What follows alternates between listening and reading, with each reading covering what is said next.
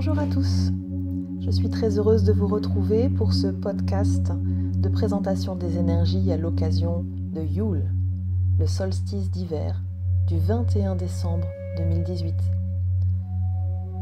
Je suis Gwenaëlle Carré, énergéticienne, et je suis bien heureuse d'être avec vous ce soir. Alors que nous nous apprêtons à franchir le passage de Yule, le solstice d'hiver, des cristaux de lumière descendent à grande vitesse sur la Terre. Ces particules de lumière nous permettent d'explorer des émotions refoulées, d'intégrer certains éléments qui n'étaient pas encore parvenus à notre conscience. Et même si l'intellect se heurte à l'incompréhension, le nettoyage se poursuit dans les recoins les plus enfouis de nos corps d'énergie. Nous pourrions être stupéfaits de ce qui sort de nous. Si seulement nous pouvions l'observer. C'est comme du pu visqueux, du pu qui engluait nos émotions refoulées, tout en nous maintenant dans une certaine rigidité pour assurer notre cohésion intérieure. En un mot, nous libérons encore et toujours des blessures d'entrave, de honte, de manipulation, de rejet, de reconnaissance ou de trahison.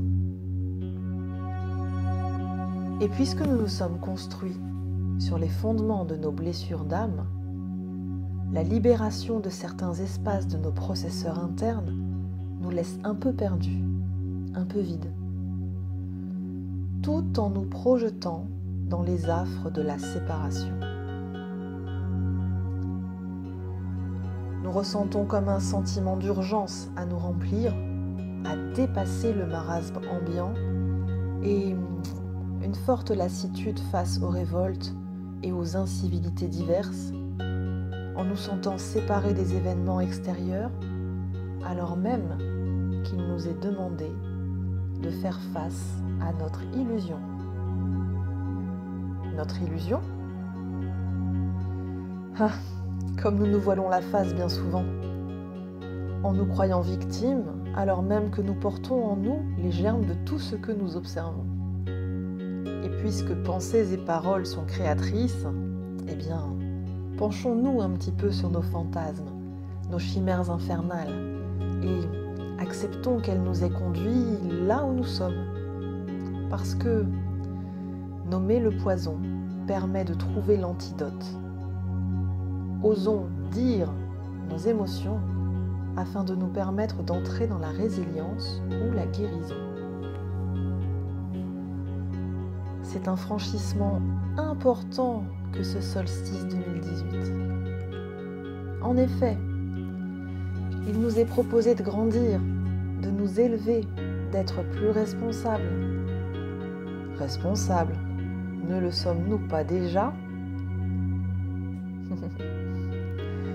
Il est question ici de responsabilité émotionnelle et spirituelle, de se prendre par la main et dans la joie, le respect, la bienveillance et la compassion, de choisir la lumière plutôt que la peur, la joie plutôt que la colère, le pardon plutôt que la rancœur, la gratitude plutôt que la peine. Pas question pour autant de trop se prendre au sérieux et de s'adultifier une fois de plus. On l'a déjà fait. Combien d'entre nous sommes devenus adultes à 4 ans, 6 ans, 8 ans et avons laissé notre enfant intérieur enfermé dans une petite boîte tout au fond, tandis que nous tentions de nous conformer à un cadre, à une structure, à une éducation, à ce que l'on s'imaginait que les autres, les grands, attendaient de nous. Comme nous l'avons fait déjà par le passé, ce n'est pas la peine de recommencer. Alors, laissons plutôt émerger la sagesse de notre enfant intérieur, celui qui écoute son cœur, qui communique avec le vivant, qui danse sa vie et avec toute sa spontanéité, qui tend la main pour collaborer, partager, réconcilier et consoler.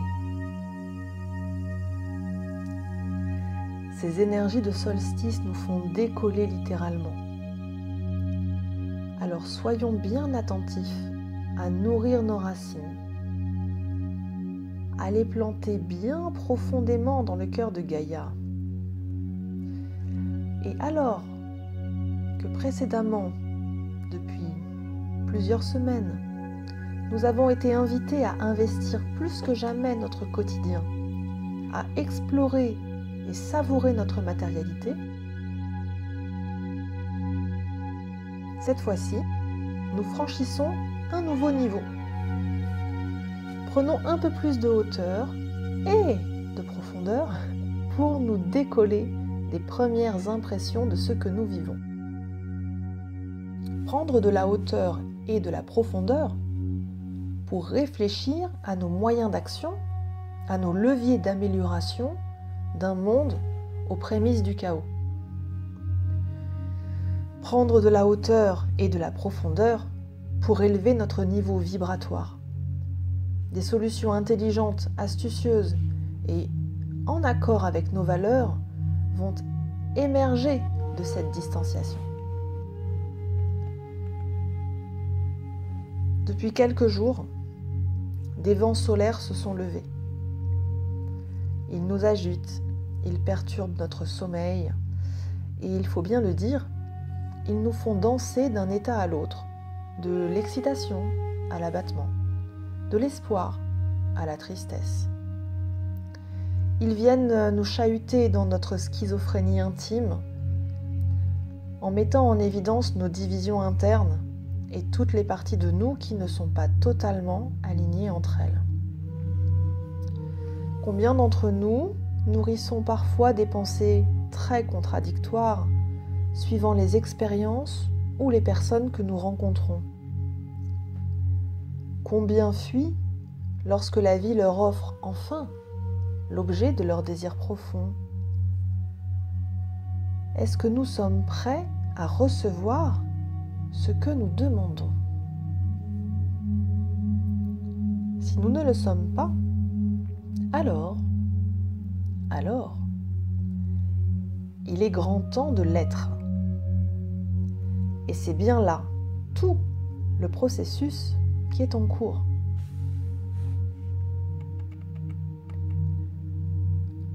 À un niveau plus global, des faisceaux de lumière s'activent avec un grand dynamisme pour repousser les particules involutives qui ont semé la peur et les dissociations sur Terre. Le combat entre les forces continue et les êtres de lumière sont en train de nettoyer avec beaucoup de soin un grand nombre de parasites et d'entités vampiriques qui se nourrissent des énergies que nous laissons fuiter en nous déconnectant de nous-mêmes.